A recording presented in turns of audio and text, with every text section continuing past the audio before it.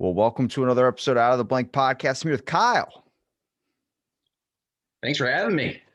Kyle, what is that on your arm? I can't tell if that's a tattoo or do you have a Oh, bandage. this one, it Yes. is a tattoo. You got It's comic got on your Captain- skin, bro. Yep. It's gonna end up being like a whole sleeve. So we're working on it.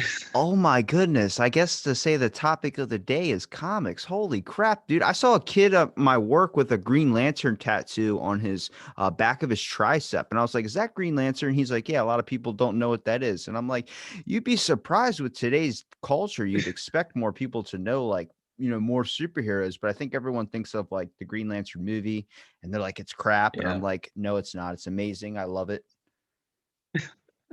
It's a pretty good movie. I just felt that it was, the pacing was a little rushed. But then again, I don't think everyone always appreciates Ryan Reynolds' humor half the time. Unless it So comes to Deadpool, and then everybody loves absolutely. Deadpool. I like It's a those. knockout every time. Okay, what's your favorite superhero? Um, so it's definitely a hard one, and I always give it up to a tie. Spider-Man and Wolverine are always my favorites. Spider-Man, just because he is the everyman character, like no matter what they do, all of his problems boil down to personal problems. And then Wolverine, just because, I just like the interesting take on it. It's a guy born like 19th century Canada and then, loses his memory for decades after a bunch of experiments or whatever. But now they brought it back so he remembers all of it, which makes him honestly a much deeper and more interesting character. So yeah, he's just as a whole I, interesting to read. I got two questions. One is going to decide the fate of if this podcast continues and if this podcast ends. Which Spider-Man are you talking about here? That's a good question. Don't you dare say Tom Holland. I wasn't going to. I was just about to ask, do you mean like Miles Morales versus Peter Parker, or do you mean of the three people who have been Spider-Man? It should only be Toby in my mind because, every time I'm like, everyone says like I look like Tom Holland, and they kind of look at me for a second. Then I show them a picture, and they're like, "Yeah, that you're 100% Tom Holland." He's the best representation, but I love Tobey Maguire. I don't know what it was, just like I guess because I grew up on that, But I mean, I grew up on the odd superheroes. Like I just saw on Twitter they were talking about bringing back Static Shock, and I was like, yes.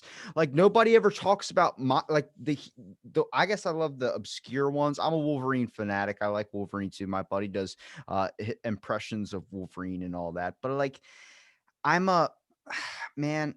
I don't like the basic, always the ones that everyone always follows and loves. Everyone either raves about Tony Stark. Everyone raves about this. I like Quicksilver. I thought that in the second one, I don't know if it was Apocalypse. I think where they had to fight the I guess that's Dark Seed.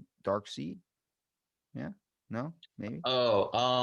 He could upgrade mutants, but he couldn't like do a whole lot. Oh yeah, that was Apocalypse. That was definitely Apocalypse. Yeah. So when Quicksilver's running and they're playing Dreams as he's saving everybody from the house explosion and stuff, I'm like, yes, like I like stuff like that. I have not seen Wanda Vision, so please, for the love of God, don't spoil it. But okay.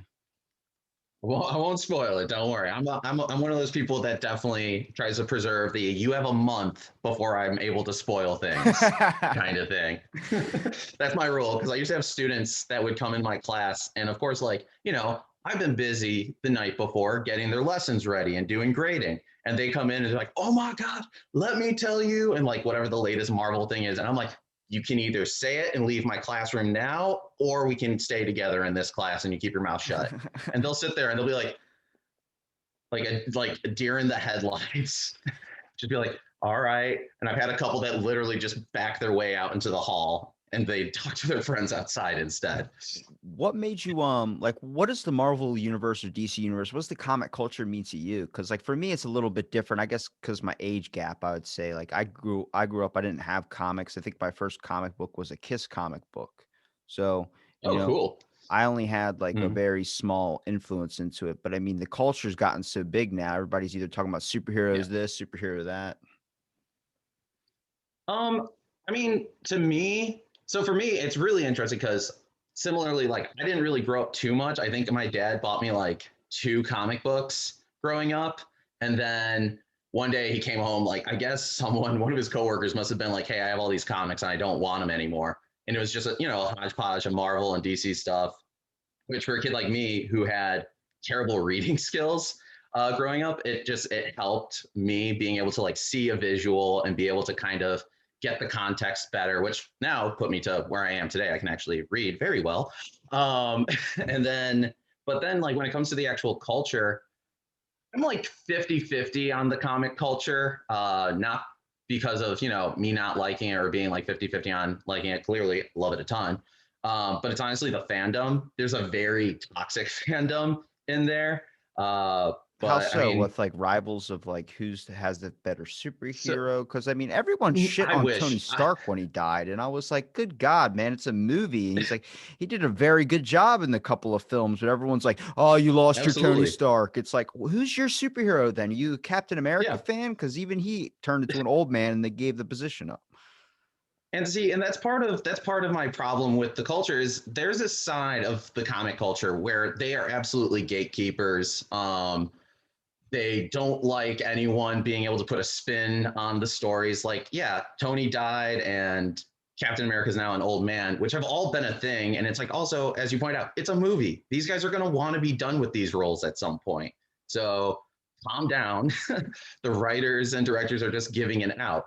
But at the same time, like for example, um, so this is really what it is because I wish it was truly just which superhero is better and everything. But what it comes down to is getting readers, new readers, especially into comics.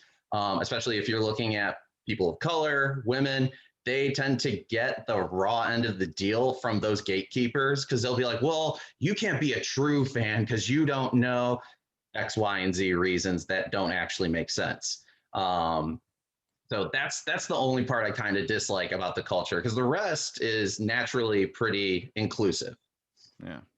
How do you feel about for instance, they're not going to make another Black Panther, at least with the Black Panther character, because they thought about trying to CGI his face onto another Mm-hmm. actor, but they just want to leave it alone entirely. Like I'm for that, I think, because it's like I think that shocked everyone when that happened. Like I remember waking up on Twitter and it was like Chad, he's gone. It's like, oh man, it's like wow, it's like so young too. You really don't know the battle that Yeah. people really go through. Mm-hmm.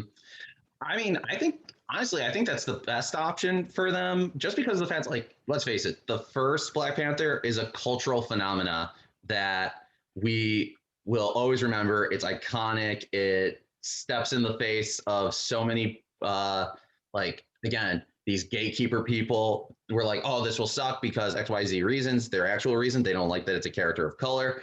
And then it's a huge success and it breaks down a bunch of barriers. So I think not recasting him or doing the CGI thing. I think that's honestly their best bet because it'll honor what he created. Yeah. It's crazy how you keep saying like the gatekeeping of it all because I just recently saw the giant war between anime on Twitter where it was like a bunch of people saying like you don't know Dragon Ball Z, you don't know this, you don't know that. And I'm like, I get it from their side where it's like you've been involved with it for so long, you know so much about it and it used to be nerdy at a time people would consider like geek culture. Now it's kind of Mm-hmm. become the more modern day. So then you're seeing like I walked into a store and saw a girl, she was wearing a Kami House Dragon Ball Z hoodie. And I was like, oh my God, like love of my life. Hello. And I like walked up and I was like, Kami House. And she's like, no, I got this at Hot Topic. I was like, damn it. Like I can see it's kind of like when you see a person wear a band shirt and then you look at them and you go, so you like that band? They're like, yeah. And I'm like, name 5 songs. It's the same exact thing because people just love one little aspect of it. But I mean, that's why Twitter's now doing super fans. Like you're gonna be a super fan rather than just be Yeah. the average fan.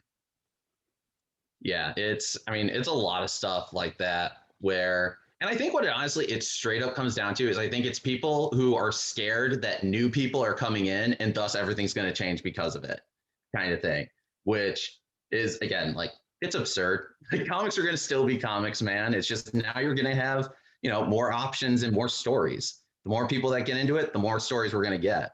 Because let's face it, rehashing the same thing every 2 years is not good. Exactly. I want them to start digging through like the vaults or the trenches and stuff. Like what's interesting about stuff that you post on Instagram is there are a lot of superheroes and like supervillains, I would say, that really don't have a movie deal or that a lot of people don't know about. And like, I mean, I discovered it when I was going to this bargain store called it's called Ollie's, I think. And it's like it's literally like going to a thrift store, but it's an actual like Target size store. And it's like they just get a bunch of like rundown, like when a store closes up or something, they'll get random deals. Mhm. It's always new every time you go in. But they had a like a giant mountain of comic books on a table. And I mean, $1 for 10 different comic books of the Green Lantern. And I'm like, what? And it's just the same stuff. The Avengers, all old school style stuff you would Mhm. find in like some person's attic or something. And I'm like these are movies you could be doing stuff. There's plenty of people out there that should deserve a movie, like Static Shock, for instance. I know people just think he's kind of like, Absolutely. even though he gets shit on a lot, and I'm like, why? I'm like, it's the basically like a different version of Spider-Man. Like, I guess people don't like the aspect of trying to deal with a kid's life as a superhero. And I'm like, oh yeah, you don't want to worry about all Mhm. the teenage angst and shit. I'm like, well, fucking so what? For 2 pages of the comic book, he's listening to Green Day. Who gives a shit? Yeah, and it's actually really interesting because I think that's a specifically DC's fandom because they're the ones who now get all the Static Shock stuff because their heroes, right? They're so used to like this is one of the major differences. It's gotten a little bit closer, but truly to divide DC and Marvel. Marvel is about the people that the superheroes are, right? So we see the issues, we see the problems, and as I said, Spider-Man, literally his big supervillain issues come down to personal issues. But DC, it's just no, it's Batman. Bruce Wayne's the mask, so we don't really need to worry about that too much. Batman's the focus, kind of thing. So when you have someone like Static, which is honestly the best, like I could not care less about the Justice League cartoon growing up. Static Shock, sign me up every day from the W channel or WB channel, kind of thing. And he is like you said, he's kind of like a Spider-Man in the sense of we get the personal drama and the teen angst trying to fit in, especially the Justice League crossover with him. What do you think, like, because superheroes or at least the comic books or the culture kind of seems to represent what the times are today? Like I heard somebody mention like it seems like the heroes are getting darker and the villains are getting darker. I was like, yeah, that's the point. It's evolving because like it's now being a little bit more realistic, right? We would never see Batman or we'd never see anybody kill somebody, but at Mm-hmm. this point now it's like it's a defense thing too as well. It's kind of evolving with the times. There's I think shows a great representation of what's going on in society today, just with how everybody's kind of, we're getting harder and tougher. It's becoming a much worse world, I would say. Not like in the aspect of like the world's so negative all the time, but there's a lot of tension Mm-hmm. going on. We're kind of progressing a little bit forward to get a little deeper and darker, and that's kind of what we're seeing reflected with the comic books, for instance. Mm-hmm. Yeah, I mean they're definitely getting darker and I would say for the most part in good ways, right? Like, oh, here's a fantastic example. Marvel right now, they're doing like a whole rebranding of their X-Men series and everything. So now all the X-Men live on like their own sovereign island nation in the middle of the ocean, like all of the mutants. And so they're talking about like they comment on like foreign affairs and how dark it can be and how like there's covert stuff that governments are doing, like they really get into it, and those are the best comics. Are the ones that reference what's going on. All the other ones, like we can look at honestly, and it's always been that way. Because I mean, we can look at Captain America issue number 3 in the 1940s. We get attacked by an invasion from Japan, and this is months before Pearl Harbor happens.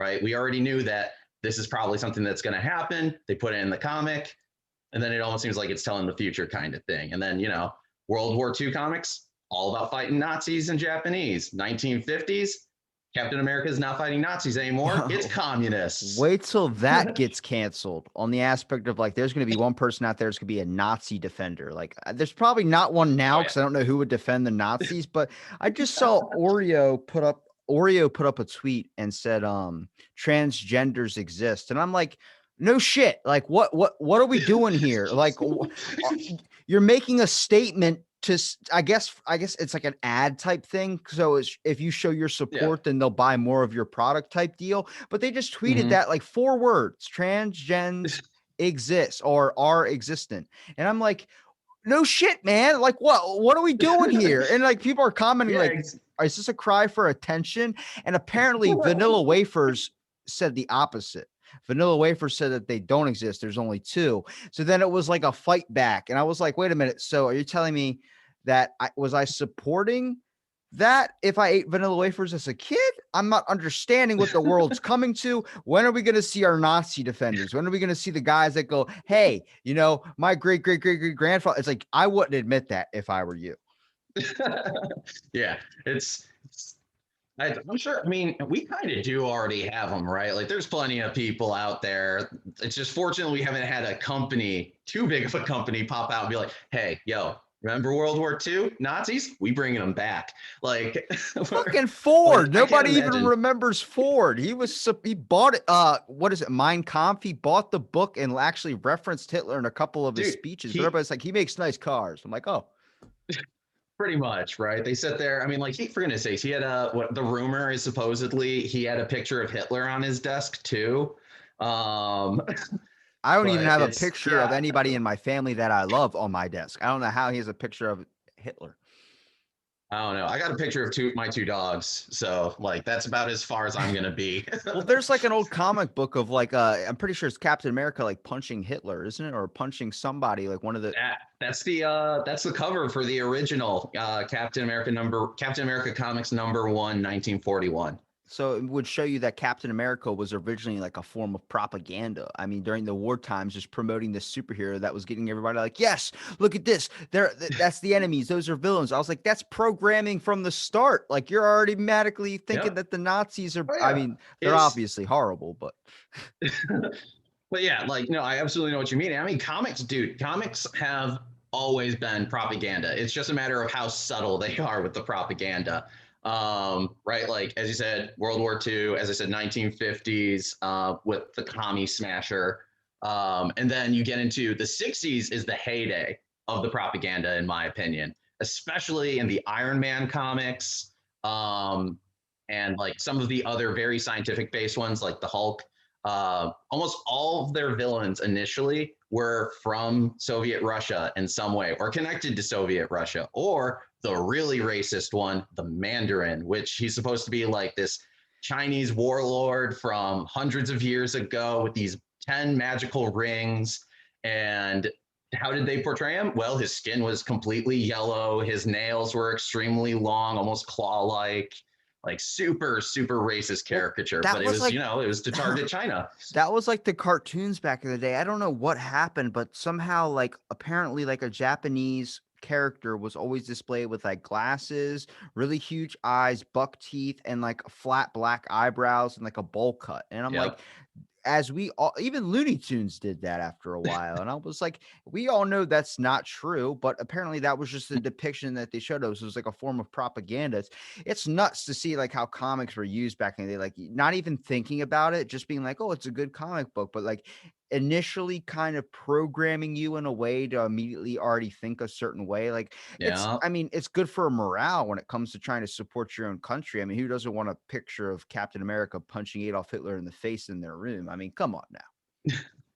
I mean, that's the pinnacle of masculinity in there. Every little boy and girl want that.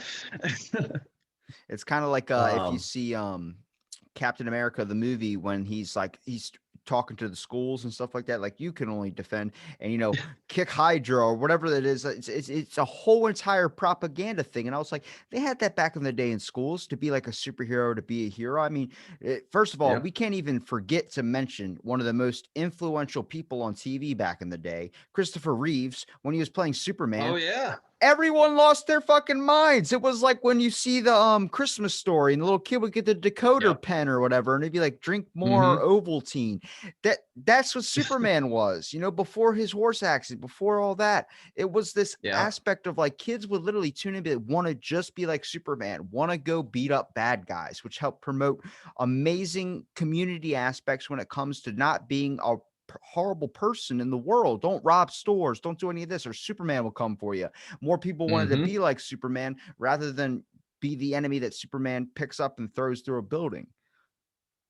Exactly. I mean, yeah, it's everything. I mean, and man, those movies captured the imagination so much, especially if you were like a kid of the 70s. like for example, the 1940s Superman serial with I think his name was George Reeves. Real sad life for that guy. His how flying worked in that show was he would climb out the window and then they would show like, you know, something from a distance flying kind of thing. But now the 70s, you got the fish wire going, you have, you know, the guy could fly. And I think that was the tag. The tag was, when you see this, you will believe a man can fly kind of thing. So yeah, it just captured the imagination. As you said, like those kids are impressionable. So it makes something that shows them, hey, be Superman. Don't be this guy that he's going to beat up. Maybe that explains a lot of issues going on in the world today. Is that like everything they see now is like a hacker or slasher film, or it's something like insane that makes you wonder, like, no wonder these kids are suffering from something. Like so even though you're a teacher, I read an article Yep. about it's saying that kids during Zoom calls are being diagnosed more with ADHD. I'm like, what? Like, it's not ADHD that they're suffering from. It's that you're stuck in your room trying to learn in a whole different platform. It's a lot easier. Mm-hmm. Like when I read a book, for instance, I go to the library. It's very hard for me to read in my room when I have a 55-inch TV staring at me, my Xbox, Mm-hmm. Netflix, Hulu, all the capabilities and subscriptions I could possibly need to just not read the book. You know what I mean? Yeah. Yeah. It's yeah, no, and it's a lot of stuff, like especially so I'm still virtual teaching. So this is my classroom that you see before you. And it's yeah, there's a mix of stuff. You have the kids who just they're in an impossible situation where they're teenagers, they can't focus that well anyways. Um, and now you're asking them to pay attention to me while also, as you said, all those distractions. And then for, you know, some of my kids, a lot of them are just getting distracted because they have to take care of their siblings too. The amount of kids who would show up to my class late and be like, sorry, I had to make my brother lunch. Sorry, I had to make sure they were doing their schoolwork. But yeah, I would say honestly, probably a lot of those supposed ADHD cases are just the fact of like, this is an impossible situation for everyone. I will like, you know, kids will be talking and then I'll be like, well, you know, there's something interesting over there kind of thing. So I can only imagine for them not having time management skills and it being even more of an issue. Now do you teach normal history as your day job? So yeah, I teach currently my main one is American history is what I'm teaching currently. And then I mean I also teach sociology, civics, economics, a good wide variety. Does it get hard, like trying to even with me, like studying certain histories I know more probably about Star Wars lore than I do about like actual history or actual evolutionary facts. So I'm wondering, since you have so much information on comics, for instance, does that ever sometimes get blended through, and do you use that to a benefit, like to like teaching the kids, be like, hey, you're learning about World War II, you start using examples of Captain America, things that they can watch of that movie to be Mhm. able to pull it out of, instead of the reference I think I always watched in school was Forrest Gump. I'm like, I could learn way more from Captain America than Forrest Gump. Yeah, that's always like the go-to for history teachers who are like, I don't know what to really do at the end of the year. Let's throw Forrest Gump on. But yeah, so I mean, like, it's actually I've had it be extremely direct in how I've blended comics into America or social studies. My best example would be my civics economics class. I do a lesson. It's about government regulation. So, you know, all the boring stuff that everyone wants to learn about, how the government steps in, what I'm causes it just to a step bill in. on top of Yeah, like Capitol literally, I'm Hill. like, half the time I'm like, to preface this, we're gonna watch Schoolhouse Rock. And my kids are all like, you mean that stuff from the 70s? I'm like, it's older than me. Trust me. I'm not 55. Trust me. Um, but so what I do to amp it up and make it more interesting is I use Marvel's Civil War comic. And essentially, the kids all have a specific character assigned to them. We do readers theater where we're all as a class reading out loud. One kid is Captain America, one kid is Iron Man, one kid is Spider-Man, etc. Who And the the kids end hell's up Hawkeye? walking. Who's Hawkeye? But fortunately, I didn't have to explain that to anyone because he was dead by that comic. But I always like, there's a couple characters in it where I'm like, I can't remember her name, but essentially her power is that she just reaches through like these pockets in reality and she pulls out swords. And the kids are like, who is she? I'm like, I don't know, B-rate villain that they're gonna probably kill at the end of this comic. Like, I don't know, kid. Look, It's someone. I'm predicting that mutant abilities are going to be a thing in the next 100 years, but I don't think they're going to be like how we see in the comics. I don't see a guy getting angel wings. I don't see a guy turning all metal like Colossus. I see it dumb stuff like super spit, but not acid spit like in Deadpool, but being able to spit super far. It's going to be some, I mean, Yeah. not even what, a year and a half ago, we were all worried about 5G and it messing with our children. Now it's like, come on, at one point, we're going to start seeing either psychic abilities become more of a thing, but it's going to be dumb stuff. Like you ever see the movie Mystery Men with Ben Stiller? That's the type of superpowers I'm talking about, where it's like, I'm invisible if nobody's looking at me. It's like, well, then you're useless. Like, yeah, no, that's absolutely. So I was making a joke about this to my students because I was trying to explain to them the vaccine and how it works. Because a number of them were like, it's going to change your DNA. I'm like, well, let me tell you how RNA works and maybe you guys will understand. And then I was like, also, I would hope I'd get mutant powers if they're doing stuff like that. I just hope I don't have the worst one, which was written, I think it was, can't remember who wrote it, but there's a character who, and whenever you're talking to him, you know, full interaction and everything. Second you turn away and he leaves your eyesight, you don't remember him. And it's nothing he can control. It's just something that happens every time someone works with him on something. That makes it really easy if you just want to have fights with people all the time, or like, you know, you could easily keep trying to pick up a girl over and over again. Yeah, it's just like you constantly, right? Like you have one person who you always lose the argument with. So now you can just come back every time and try to figure out the right argument to make them lose. Like, you would be the best. You just have to videotape it. So then it'd be like, we had a debate. It's like, and you lost. It's like, I don't remember it. It's like, here's the video for it. And you just don't need to know that we did this 6 times and you lost the first 5 or you won the first 5. This tape goes for 10 hours. It's like we had multiple debates. It was the same one over and over again. I just couldn't figure out. You kept pulling out that one. We really card. Just got into it. What would be a superpower you'd want to have? Ooh, superpower I would want to have. Regeneration would honestly be, well, hold on, let me rethink that. If I was born a little earlier, maybe the regeneration thing, because nowadays, like, what am I gonna do? Live long enough to watch the world burn? Yeah, that's what I tell people about immortality. I was like, I saw my grandfather live to be 97 and he fucking hated his life. He stopped taking his pills. He was like, bro, he's like, it gets horrible. He's like, I need out. I need out. So honestly, it probably would be, if time travel could be a mutant ability, that would be the ability. Not so I can mess with anything except for maybe Hitler. I have a bias there, but just to watch everything, like my big surprise, I choose the history nerd route. I want to be able to watch history happen in front of me. So surprisingly, that's my choice too. But I feel like if powers are actually going to be a thing, if somebody like a genie was going to gift you powers, or let's say we met a Dr. Manhattan character. Okay. So he goes, I'm going to give you superpowers. So if you pick teleportation, he goes, fine, but you can only do it once every 24 hours. And that doesn't mean it rolls over. It does not fucking roll over. You cannot just be like, I'm going to save it and then I'm going to use 2 tomorrow. No, it's like a full 24 weekend.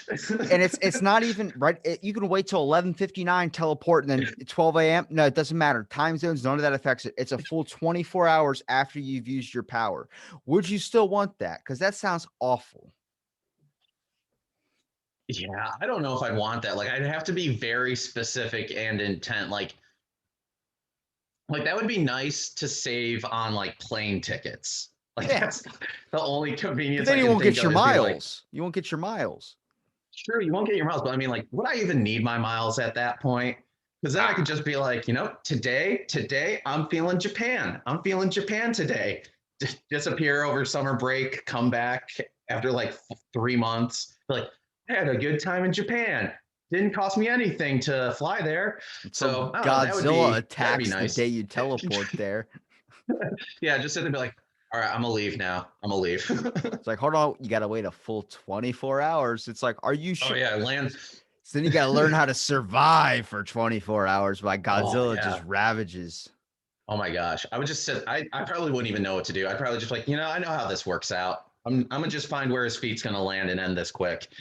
I thought I'd want the teleportability, but ever like my favorite all-time Marvel movie, if you're gonna ask me, would be Wolverine, the origin one, like the one that's now on Mm, Hulu, where they show him how he gets his hmm powers. They introduce his brother. I think they should definitely chase down his brother on a whole nother movie. I feel like that actor that played him in that movie was amazing. I mean, terrific. Oh, that was what was it? That was Levi Schreiber, I I think, think so, who yeah. plays him. But Yeah. that movie was so good. But then when the guy from the Black Eyed Peas had the teleportation ability and he teleported and the dude grabbed his spine, that's where I lost the love for it. I was like, nope, I'm good. I don't need that happening to me because I know somebody's going to predict that shit. Just the concept of his teleporting is so weird to me because I'm so used to the Nightcrawler, which was really funny because the tie-in game for that movie was they showed him like the Black Eyed Peas character, and he apparently is gonna. It was alluded to be Nightcrawler's dad for the movies, And how did Nightcrawler but get blue? Mystique's his mom. Hold on a fucking second. So okay, so if we want to really go into the Nightcrawler thing, so I'm gonna do it from the comics He's view got a because that makes a tail. lot more Did sense. wait, did Well, Will I Am exactly. have a tail? So in the comics, um, did you watch X-Men First Class? Yes. Okay, so you know the red guy with the tail, That's what's his name? Uh Azazel, Yeah, Azazel. Azazel. or yeah, I'm not sure how to pronounce it. He was So red. in the movie, right, they made him more of like a crony, which really didn't explain like his powers and why he has them or anything. He looked like a douche. Come on. He had And his hair slicked back yeah, and shit. yeah, he did. But in the comics, he's actually a demon. Like he's one of like the 7 different iterations of the devil. And apparently, him and Mystique get together at some point. They do the ugly, and boom, you have Nightcrawler. Hold on. I know when we mix red with blue, we get purple. Yeah, so he should be purple. He should definitely be purple, Because like which when also they explains his teleportation. But when they yeah, introduced the X-Men, when they introduced him, not in the first class or that, but the original one, they showed him like hmm in a church and he was like praying and he spoke a different language. So I was wondering how you got that from Mystique. so I think if I remember right, at the time, and again, I'm kind of basing this on the comics, but that version of Nightcrawler is much closer to the comics, so it'll make more sense. Um, Mystique kind of abandons him after being chased by villagers and everything, and abandons him a little bit away from a town in Germany. Eventually, he ends up coming to Germany, and yeah, he ends up becoming like this very devout Protestant, which is why he goes to the churches, is always like hanging out there. In the comics, he's like the chaplain of the X-Men. So yeah, that's how he winds up in this random church in Germany. He was abandoned there years ago by Mystique. It kind of like reminds me a lot of like the Hellboy story, like where he has kind of like just like the demon side of him too, but like there's like hmm they kind of like body types at least look the same until Hellboy becomes bigger, obviously, like when he gets older. But like Yeah. in his youth, he looked a lot like Nightcrawler in First Class, like this scrawny hmm little kid with a tail, but except he's just red. And I always found that interesting. I think Hellboy's, I don't know if he is technically considered a superhero or supervillain. I know there's comics based on him, and I know he's met the Marvel hmm universe, I think, once. Um, but I'm not 100% sure if it was Marvel or DC. Let's see. I'm Because trying there to was a think. I crossover don't. comic. Oh, I mean, it could be a possibility because it was Dark Horse running it, so I wouldn't be surprised if it was a DC crossover. They tend to do the crossovers with other companies most of the time. It's kind of Um, like when you see your so that your really your makes sense. hero in another film and you're like, oh, wasn't even expecting this. Like every time you saw They know Stan Lee, each you lost other. your shit. Yeah, it's like, oh my God, play Yeah, date. yeah, and honestly, Hellboy is one of the fun ones too, just because I do like how they go with his personality. So, and I think it was a Batman crossover. Now that I'm thinking about it, which would be like the perfect attitude, Mister Too Calm all the time and thinking too much. Then the guy who just wants to blow stuff up. Ron Perlman is a treasure, man.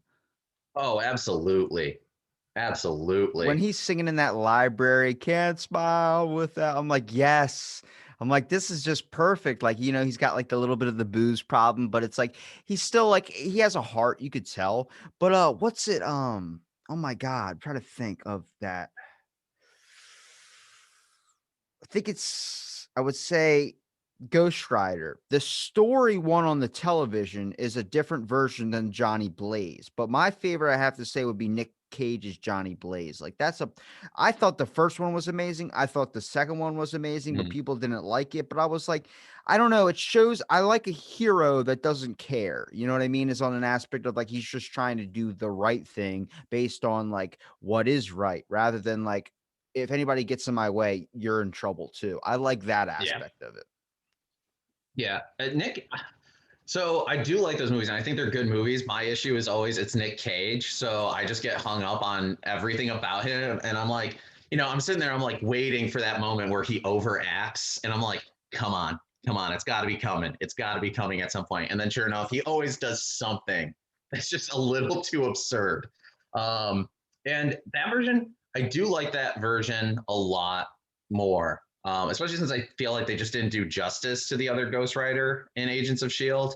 Um, but yeah, Johnny, that classic man. I'm just trying to get somewhere. If you get in my way, I'm gonna make your world a place of hurt. Like that. There's something just great and cathartic about reading those and watching those characters. Yeah, one of the chilling moments for me was when he picked up that one mugger and he was like, look into my eyes. And like the dude looked into his eyes and his whole like he's just trapped inside dealing with all his sins that he's created. And the girl looks Mm-hmm. at him and then tries to hand her his purse or whatever. And he looked at it, he goes, innocent. And then like gave him like the hand to move on. And I was like, that's what I like, is Yeah. that like he's on a deeper level of what's right and wrong. He's there to punish the Oh corrupt yeah. and then the good just get out of his way. And I'm like, I like that aspect of things. But then everyone saw the new Spirit of Vengeance one was like, they brought the Antichrist into it. I was like, what else do you expect to do with the Ghost Rider thing unless Yeah. It's him like the teaming up with other guys. people? He's out there. He's right. Like he's out there to fight specifically things like the Antichrist. So why are you upset about this? um, I guess. Yeah. It's like, what? Well, what do you expect? What do you want? Do you want like the same guy as last time, or do you want something bigger and badder? Who do you think would be one superhero movie now or one person that's involved in the movies now that you wouldn't want to see anymore? And then who would be one that you would prefer to pick out of the archive and ramp up into a movie? Um. Ooh, that's a good question. Um. I mean, this one's kind of a cheat because we are pretty much done with her. But Black Widow. I mean, Why does everyone she hate her so much? Well, so it's not that I hate her. I just hate how they made her in the comics. Like they tried a little bit when Joss Whedon was in charge and he bungled it to like give her some actual character development. And we definitely got some with Winter Soldier, but every other time she's just kind of been a plot device, I feel like. So, and it's like, Just a so I'm stepping hoping, stone. yeah, it's like, come on, Black Widow. Honestly, Black Widow has some of the most interesting comic stories, just with how stealth and covert everything is. But yeah, in the movies, it's just like she's here to move things along. Yeah. Like she literally was a plot point for the Hulk. It's like, well, we just need someone that makes sense to send after the Hulk. So we're not going to send Tony. Let's send the woman of the group who seems the least threatening, kind of thing, and Yeah. just have that be it because it literally could have been anyone that walked into that room. Um, What about but like I like the idea like because I think Venom was a very good movie, but a lot of people don't. And the reason why I got onto this thinking of Spider-Man was there was a chick that wore a blue outfit, had white hair in the Spider-Man game, and I don't know what her name was. ooh, You know who I'm blue talking outfit, about, white right? hair. I think that's Silver Sable. That sounds a lot like She was because you hot. said the hair was white, Yeah, she right? was hot. Well, I mean, she's always portrayed that way. But Always got to keep the readers interested. but with Venom, I liked like it's my all-time favorite Spider-Man movie is Spider-Man 3. So that's where everyone's like, Really? yeah, Spider-Man it 3? was good. I think with the idea, like I like the Venom movie, but I like what they did with Carnage, where they kind of made or I guess it looked like Carnage, even though his suit was black, it wasn't red. It was Eddie Mm, Brock's character who's supposed to be Venom, I think that is the Mhm. best representation of Carnage, not the actual Venom. Because as we see, Venom's a bit bulkier. He's more of a football player. But when I saw the guy from that Mhm. '70s show playing, I guess it was Venom. Topher He that Grace. that is the perfect Carnage. That guy was that the one that they made in that movie was a perfect representation of Carnage. Yeah. Venom's obviously more bulky, just like how the Venom movie portrayed. Yeah. Yeah, no, that's and honestly, it's just the fact of like, as you said, the '70s show. As soon as I see Topher Grace, the last thing I think of is big, tough Eddie Brock. Instead, I'm just sitting there, I'm like, oh, come on, Eric. Come Yeah. on, you're better than this. Where's You're better Donna? than this, Eric. Where's Donna? Yeah, where's Donna? She'd be able to keep you out of this.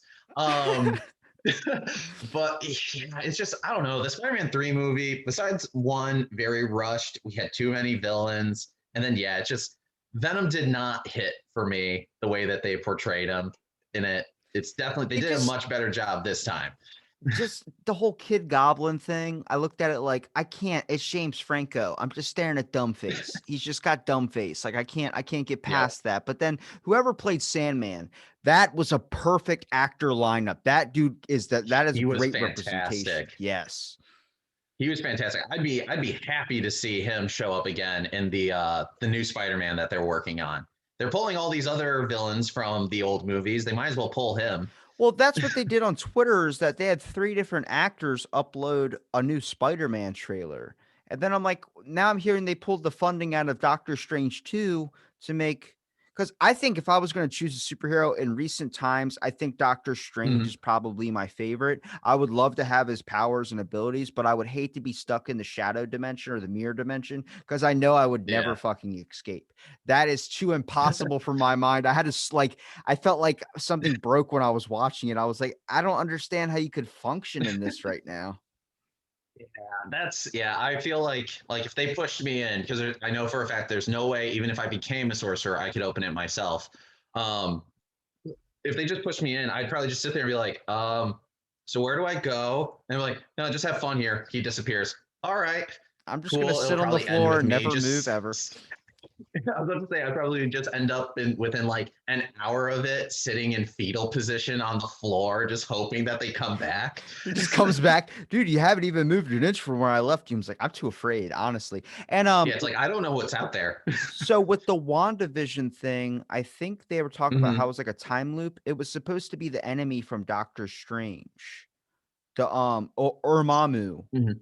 the keeper of time Oh or yeah, whatever. Dormammu. He's like what is it? He's like the dark dimension ruler. Yeah, And I think I have plenty of theories for like WandaVision because I think the big bad of the upcoming entire arc, like the big Thanos going forward, is Mephisto, who's essentially the devil of the Marvel universe, like the true Satan.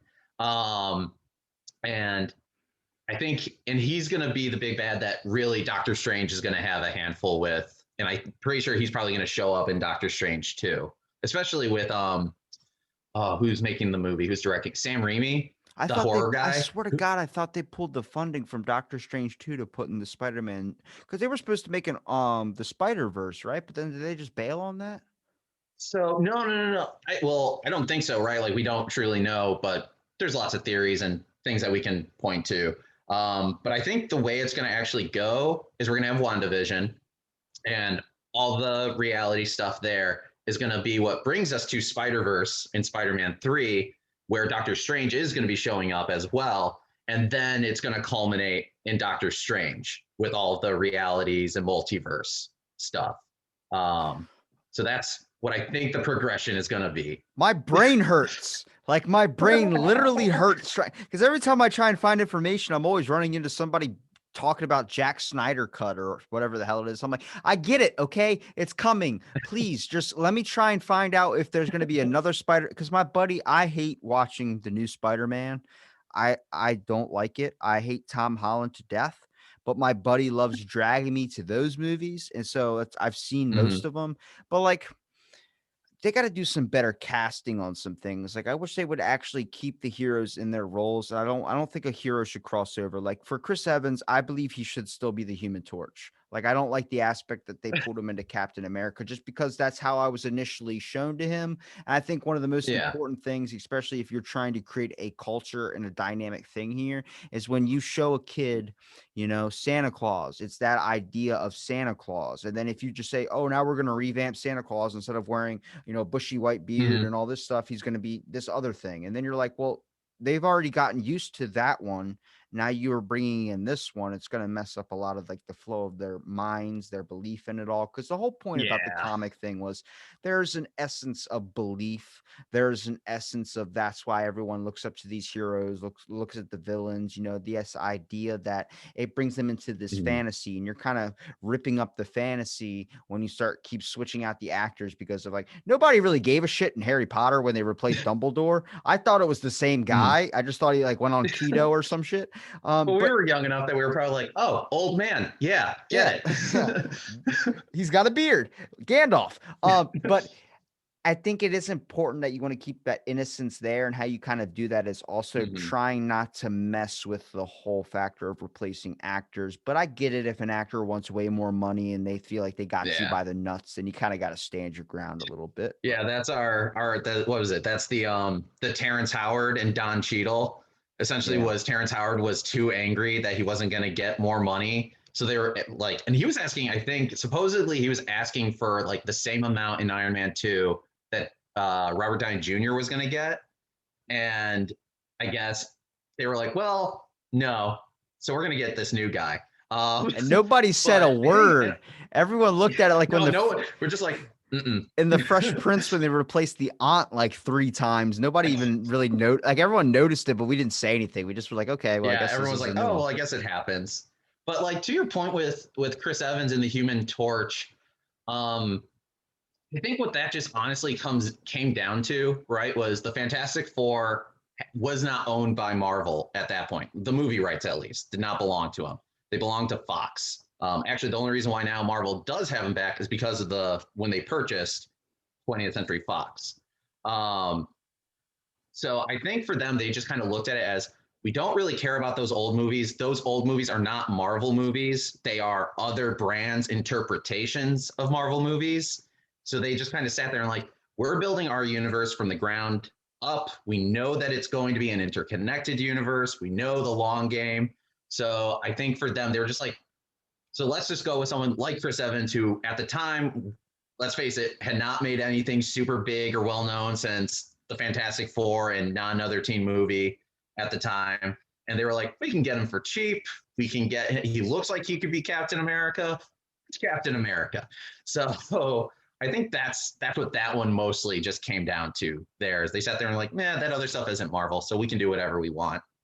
And it even happened with the Age of Ultron with Quicksilver. They just like, oh, we're gonna switch over the actors here. And I'm like, hold on. I saw that guy recently too I just started watching Malcolm in the Middle, so don't shame me for that. Really good No, no, show. no, no. But that Mm-hmm. dude who played Quicksilver's in it. He was like a young age, like same age as one of the Malcolm guys. And I was like, oh my God, that's him when he's like really young. Like I almost didn't Oh my God. recognize him at first. But there you go. There's a superhero right there. Pick Bryan Cranston for a superhero or supervillain role. He could easily fill some shoes. That dude is talented as hell. He can do any role that he wants to do. And oh man, I'm just trying to think of who he could be. Like, I would be cool if he's like the new Xavier for the movies. Like, I can totally see him like being that bald mentor in a wheelchair kind of thing. Especially if they're doing now and if they want to go at it with the X-Men are the X-Men like kind of thing, right? Like not getting used to being X-Men. They've been around for however long. Then like having someone like Bryan Cranston is the perfect age, perfect mentality, and also just a fantastic actor. Honestly, we could probably name any superhero and he could play it somehow. I would place him in a position for either the Thing or keep the guy from the original Fantastic Four movie to be the Thing because that dude did an amazing rep. He played in Hubie Halloween. Oh yeah, he did great. Was it Michael Chiklis? Yeah, he was great. The only issue was the foam suit that everyone was like, that's foam. That ain't rock. That's foam. Doesn't matter. It was better than the CGI one. When that one came out, I was like, Oh bro, no. what's happening here? Hey, I'm not defending that. I'm not defending that. They didn't even give him pants, which I don't know. For me, the entire time, if I was Reed, I would have been like, can you just pants on for like 2 seconds, please? Just a Doesn't little bit. That dude's got flame on. You got to have pants on, bro. Like as soon as you change, you should. I like that aspect of like that. I thought the new one wasn't that bad. I thought it had a good concept to it, but I feel like I think they preyed too much on the teenage thing where people were looking at it like, oh my God, they're Hmm. just whining and bitching the whole time. It's like when we saw the original Fantastic Four, they were adults. They weren't kids. Yeah. Yeah. And I think the main reason why, like, I felt like the story wasn't bad. It's like it was the bread of movies. I felt like I walked away watching a movie that was interesting. It was a good popcorn movie, right? But they missed the most important thing about the Fantastic Four is that before they're a superhero group in a team, right? They're family. They do bicker and they do argue. But unlike in the series where it was like personal vendettas, or in the movie where it was like personal vendettas or personal hangups kind of thing, it just there's no interconnectedness until the last 5 minutes where they're like, oh crap, this Doom guy is real bad. Let's do something about him. That's who Bryan Cranston could play as Doom. He would be a really awesome Doom. He would Just be a really awesome Doom. he has to play a villain. I'm sorry to say, is that like that's just his character kind of where has this like he plays crazy very well. So I'm like, if you could Yeah, pick him as like a Doom, or maybe if you could pick him as like even a Two-Face character, he could do a Two-Face really well. he can do. Yeah, there's so many things that he could do, and I'm just now because you said Doctor Doom, I'm picturing Doctor Doom like doing the Heisenberg thing. What's my name? Say my name, and then just imagine Doctor Doom being like, "You're goddamn right," just walking away. Like, Stay out all of right, my I'm down. territory, I'm and then down. shocks everybody. Yep. Oh man, I'm telling you, I think there's probably in the next couple of years we're going to see some pretty interesting Marvel movies because I'm like, you have to top a lot of what has already been out. I think a Doctor Strange Mhm. 2 is definitely on my books. I hope they make that. I liked a little bit of Justice League, like the bits I saw. I didn't see the full thing, but then they say the Jack Mhm. Snyder cut or whatever it is a lot better, more added parts to it. I know they showed like negative Superman, but then they Mhm. make a good one and then they release like everyone hated Wonder Woman 84. I never saw it, but I was like, imagine just in the mindset of the actress that was involved in it. They tell you, Mhm. hey, we're going to put you on this machine and this green screen. And then when we get done filming you in all these shots, you're going to be flying through the sky, basically lassoing lightning bolts to fly. And then it doesn't matter. If I was that person, I wouldn't care if people hated that movie. I'd be like, well, I'm flying around in the fucking sky capturing lightning bolts. Yeah, you sit there, you're like, yo, you know what, guys? You know what? I get to do this. What do you get to do? Work at McDonald's? Good for you. Have fun Like, with your 15 an hour. I'm a freaking Wonder Woman. yeah, it's man, and I don't know. I didn't think Wonder Woman 84 was bad. I thought it was, it was a little cheesier than the first movie, but I thought it was still pretty good. But yeah, it's just get over it, guys. It's a movie. You like it, cool. Don't go watch it again. Or you like it, go watch it again. Didn't like it, don't watch it again. Like, get over it. Too many people are getting on soapboxes for the wrong reasons. Is Firestorm the guy that's melted with two people? Yes. Yeah. It was the coach and then the student that were morphed together in like a blast or something, right? Yeah, it was it was a professor and yeah, like just some random college kid. I can't remember their names. I don't read Firestorm too much, but I at least know his origins. I'm about to say, because that would be a good movie to do too. Like, I think everyone's kind of looking at this thing. Like, I know a lot of people didn't, they always get mad at Scarlett Johansson. I know there was a movie, I forgot what it was called. I think it was called Rub and Tug. I don't know if you've ever heard of that. And I know that's a terrible name for a movie, but the movie title, like name, was actually preference Mhm. for there was a transgender guy that ran a laundromat that was like doing hand jobs and doing all these things. And that's what the movie was going to be about. But people were upset they wouldn't have an actual transgender person. Instead, it was going Yeah. to be Scarlett Johansson. And I'm like, fucking it's not the idea that they're trying to be accurate with the people they're hiring. They're trying to find people that want to go see these people. You pick a Robert Downey Jr. movie because Robert Downey Jr.'s in it, even if he's on a fucking date. It's not that you're looking for a person who actually has one leg. No, they're picking it because of that actor. It's more about views and box office hits rather than accuracy. Yeah, and I mean that plays to the downfall, right? The moral downfall of these studios is that because at the same time, right? Even though that is their whole goal, let's face it, so many other people have been marginalized because they haven't been shown, kind of thing. So I feel that's like the one thing is like there are actors and actresses out there that are, you know, amazing and great at their craft, but because they are trans, they're not being given these opportunities. That's kind of why I'm like, with Scarlett Johansson, let's face it, has appropriated so many different groups, like Ghost in the Shell, right? Like, yeah, Scarlett Johansson's Japanese, right? So let's put her in there. But so yeah, it's the sad part. Like, we want to see these movies because they sound interesting, but at the same time, I don't want to sacrifice an opportunity for someone who is what they're portraying instead of, you know, another Scarlett Johansson. I get it. She's a great actress. She's hot, but she doesn't need to be everywhere. I know, but I think people look at it like, oh, another one of this. Well, why didn't you get this? Like they did that with The Rock. Why didn't you get a handicapped person to play like the guy who was missing a leg? Why didn't you get that to play in San Andreas or the whatever the Andreas movie was that he was in? Or I was looking at that like they're paying for the fucking Rock. Like that's the whole reason they're gonna get him to play Black Adam. It's not that he fits the role for Black Adam. Is that no, they're picking him because they want The Rock. They want that character playing Black Adam. Oh yeah, there's definitely right a bunch of studios and writers out there. The first thing they do before they even have a story, they're like, I want blah blah blah in it, kind of thing. Johnny and then they Depp. build the story around them. Yeah, they're like, I want Johnny Depp. Okay, now let's write some weird stuff that he could do. Just because he does it so well. But yeah, it's just, you know, it's the culture of Hollywood and these studios. So what do you think? What are your hopes for the future of like the Marvel or DC or at least comic nature in general? What do you think that it will be a good thing you'd want to see in like 5 years? I mean, DC, I mean, I can give or take. I'll read their stuff every so often, but like especially with Marvel, I hope they continue their push for diversity and inclusion that they're doing. So I'm hoping to see, you know, more characters that don't just look like Steve Rogers, white and blonde.